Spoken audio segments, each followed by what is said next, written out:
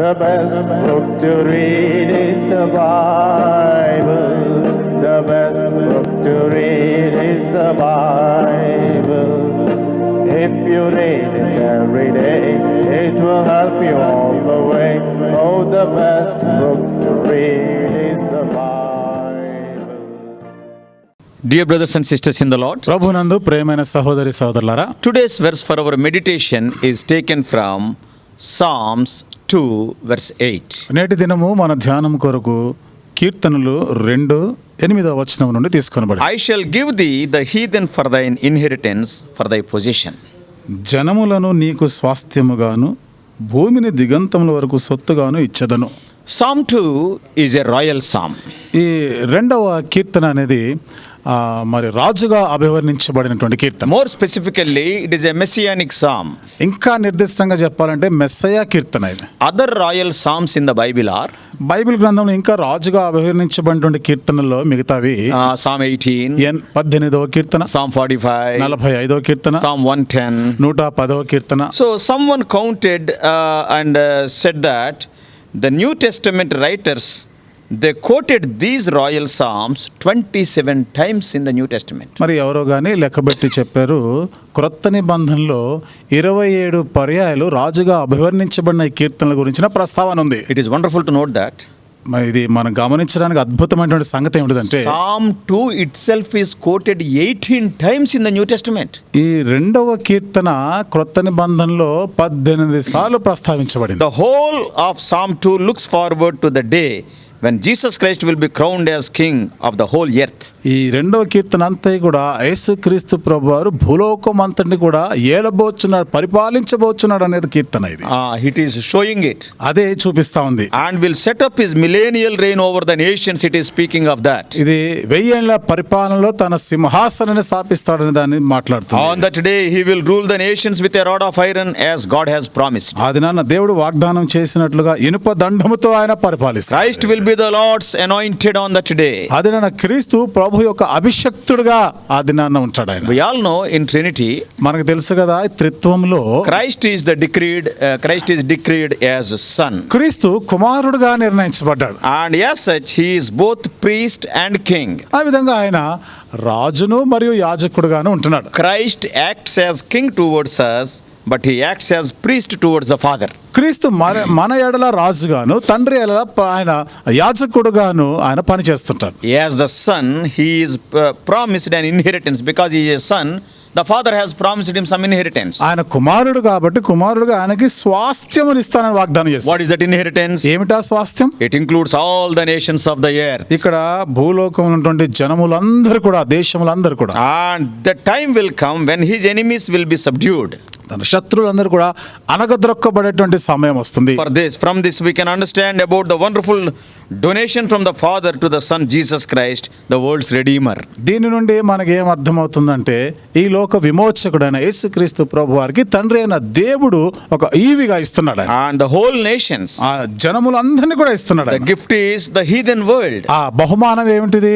అన్య జనాంగము, అన్య దేశం. They are the mighty populations lying outside the Judean realm. వారు ఆ యూదా ప్రాంతంలో వేల్పొన్నటువంటి విస్తారమైనటువంటి ప్రజలు వాళ్ళు. Gentiles means they are not Jews outside the Jewish realm. అన్య జనులు అంటే వారు యూదా వారు కానివారు. What an inheritance is this. ఎంతటి స్వాస్థ్యము కదా. And it is given to Christ. అది క్రీస్తునకు అప్పగించబడింది, ఇవ్వబడింది. None other can take care of such inheritance. ఎలాంటి స్వాస్థ్యాన్ని ఇంకెవ్వరు కూడా వారు తీసుకోలేరు. It is most prolific. Its potential value is immense.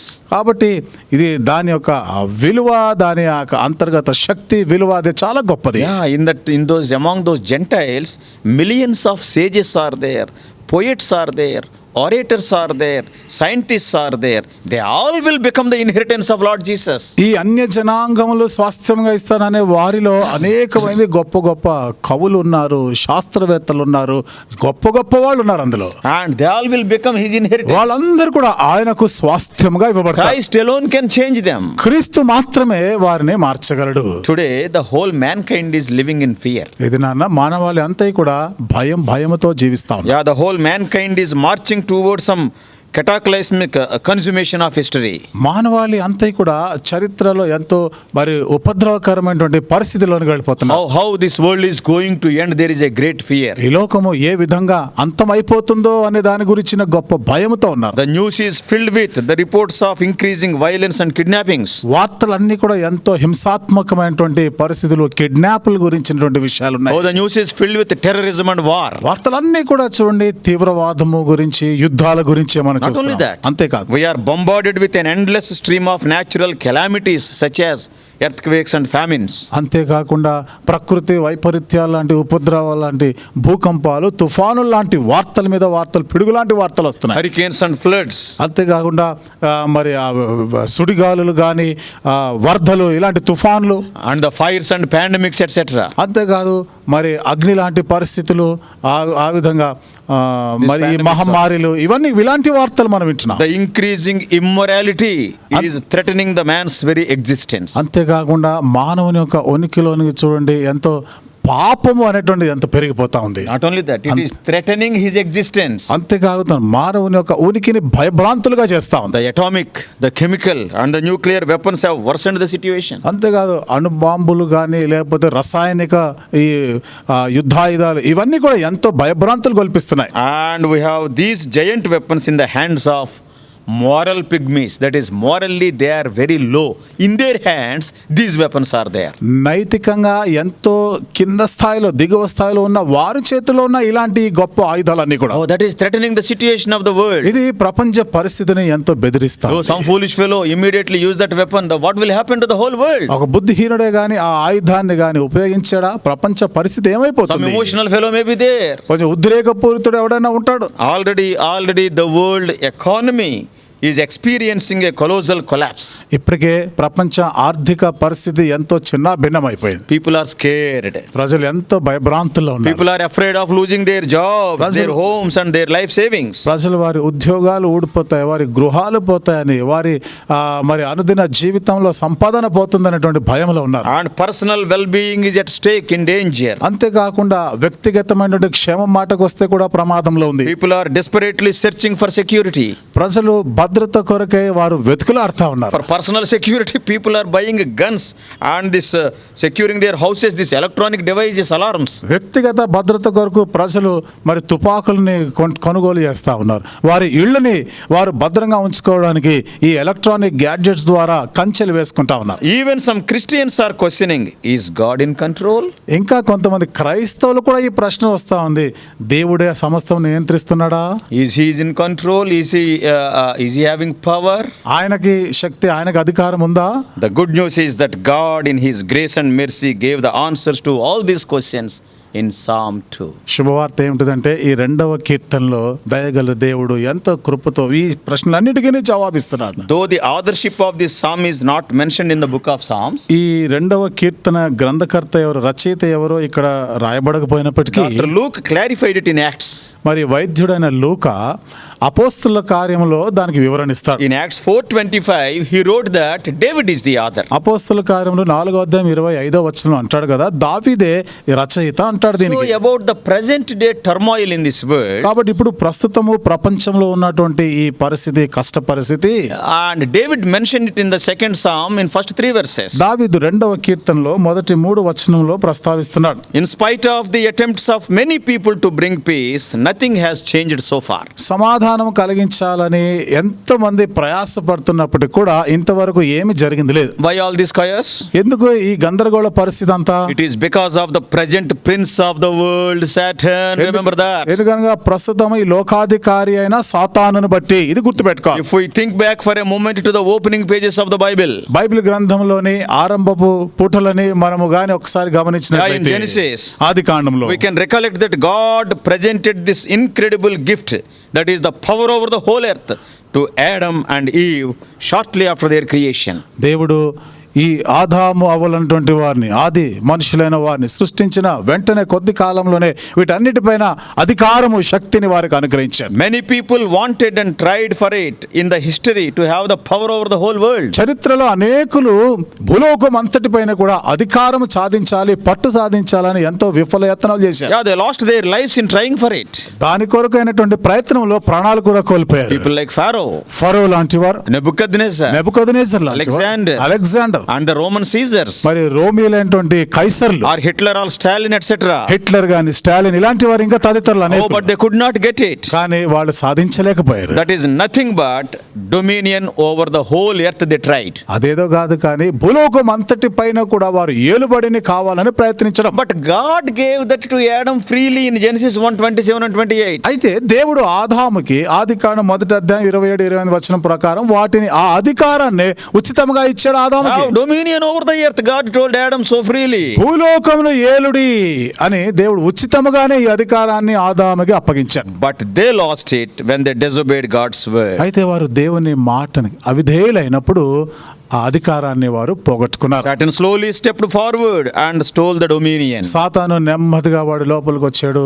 ఇక ఆ అధికారం అంతా కూడా Then చేజిక్కించుకున్నాడు. Satan became the prince of the earth. John 12:31. అప్పుడు సాతానే ఈ లోకాధికారి అయినాడు. యోహాను సువార్త 12:31 వచనం ప్రకారం. That is the reason Satan could utter those words to Jesus in Matthew 4th chapter. ఆ కారణాన్ని బట్టి మత్తయి సువార్త 4వ అధ్యాయంలో సాతానుడు యేసు ప్రభుతో ఆ మాటలు పలకగలిగాడు. In verses 8, 9 and 10. 8, 9, 10 వచనాల్లో While tempting him after baptism. బాప్తిజం తీసుకున్న తర్వాత యేసు ప్రభుని శోధిస్తూ చెప్పినటువంటి వాడు సాతాను ఆ మాటలు, I will give the kingdoms of the world to you. I am the boss. ఈ లోక రాజ్యములన్నీ కూడా నేను నీకు ఇస్తాను, ఎందుకంటే నేనే దీనికి అధికారిని అంటాడు. Even after the cross.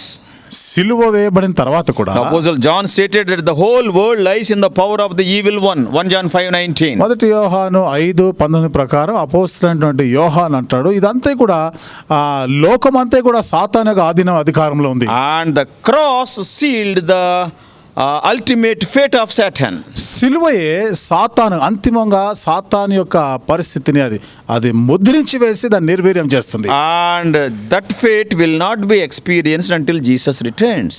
ఆ దుర్గతి అనేది యేసుక్రీస్తు ప్రభువు వచ్చేంత వరకు కూడా అది జరగదు. ఇంకా అట్లా Satan is crushed beneath the feet of Lord's people. It is going to be. సాతాను యేసుక్రీస్తు ప్రభువారి ప్రజల కాళ్ళ క్రింద చితకదొక్కబడనే ఉన్నాడు అతి త్వరలో. Today, ఈరోజు the fact that Satan rules as the prince of the earth does not mean that God has lost control. సాతాను ఈ లోక అధికారిగా పరిపాలిస్తున్నాడు అంటే అర్థము ప్రభు యేసుక్రీస్తు ప్రభు వారు శక్తి కోల్పోయాడు, అధికారం కోల్పోయాడు అని అర్థం కాదు. Satan is not omnipotent. సాతానుడు సర్వశక్తిమంతుడు కాదు. He has always operated within limits prescribed by God, as we see in the book of Job. యోబు గ్రంథంలో మనం చూసినట్లుగా దేవుడు అతనికి అనుమతించిన మేరకు వాడు అధికారం చలాయిస్తాడు. Satan is further limited by the cross. సాతాను ఇంకా శిలువ ద్వారా మరింత నియంత్రణకు వచ్చాడు. Why?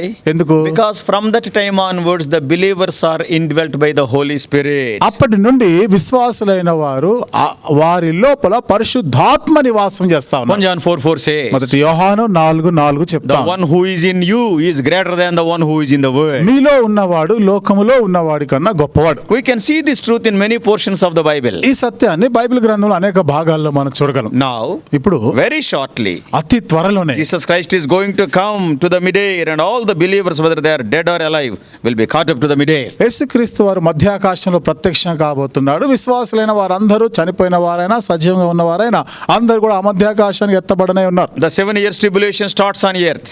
7 సంవత్సరాల శ్రమకాలం భూమి మీద ఆరంభం And కానుంది. the bema judgment to the believers in the midair will be there. మధ్యాకాశంలో విశ్వాసులైన వారికి బీమా అనే తీర్పు జరగబోతుంది. That is giving the rewards. అనగా బహుమానాలు ఇవ్వడానికి కొరకైన తీర్పు. Then Satan's frustration starts at the end of tribulation. అప్పుడు ఈ శ్రమల అంతములో సాతాను యొక్క మరి ఆ దుర్గతి అనేది ఆరంభం అవుతుంది. He will be bound during the following 1000 years reign. ఆ తర్వాత 1000 ఏళ్ల పరిపాలన కాలంలో వాడు బంధించబడనై ఉన్నాడు. During millennium, Lord Jesus Christ is going to rule the whole world, having his capital at Jerusalem. 1000 ఏళ్ల పరిపాలన కాలంలో యేసుక్రీస్తు ప్రభువారు యెరూషలేముని ఆయన ఒక రాజధానిగా ఆయన చేసుకొని, కేంద్రముగా చేసుకొని భూలోకం అంతటిని పరిపాలించనే ఉన్నాడు. Then the verse for our meditation today will be fully realized. అప్పుడు నేటి దినం కొరకైన మన ధ్యానం కొరకైన ఈ వచనము సంపూర్ణంగా అది He will నెరవేర్చబడుతుంది. inherit the whole earth, and and it will be his possession. భూలోకం అంతటిని కూడా ఆయన స్వాస్థ్యముగా తీసుకుంటాడు, ఆయన సొత్తుగా అనుగ్రహించబడుతుంది. After ruling with him for 1,000 years on this earth,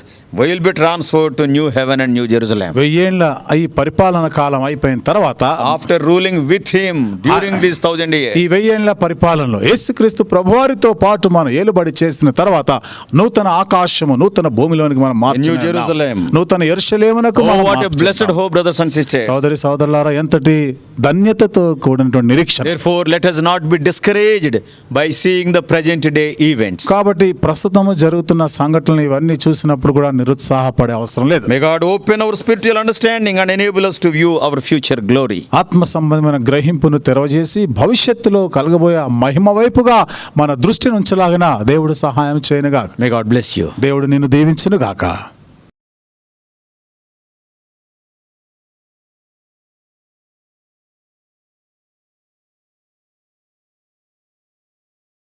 God bless you all. Please subscribe for more spiritual messages on YouTube channel John Victor Hebron.